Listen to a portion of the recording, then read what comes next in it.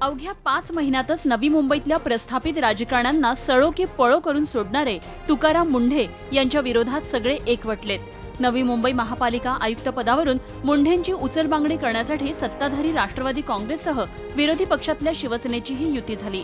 नवी मुंबईतल्या अनधिकृत बांधकामांच्या विरोधात मुंढेंनी धडक कारवाई सुरू केली। मालमत्ता विभागातला भ्रष्टाचार समोर आणला, त्यामुळे सर्वपक्षीय नगरसेवकांचे धाबे दणाणले। मात्र शिवसेना आणि काँग्रेसचे काही नगरसेवक मात्र तुकाराम मुंढेंवर खुश आहेत। त्यांनी अविश्वास ठरावाच्या विरोधात मतदान करू नये यासाठी चक्क व्हीप बजावण्याची वेळ सर्व पक्षांवर आली आहे।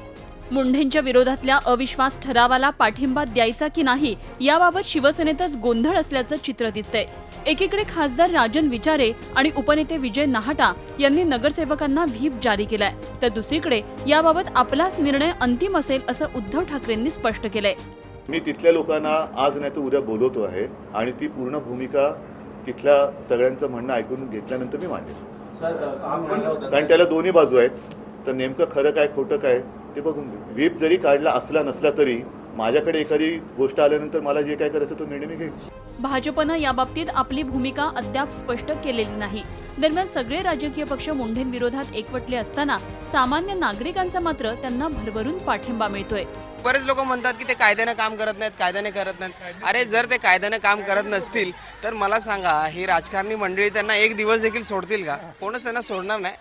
ते पूर्णपणे कायद्याच्या ह्याच्यात चौकटीत राहून काम करतात। आज उन्होंने क्या नहीं किया, आज इस शहर को कानून और व्यवस्था क्या होती है वो सिखाने का प्रयास किया है। एडमिनिस्ट्रेटिव सुधार उन्होंने बहुत बड़े पैमाने पर किया है।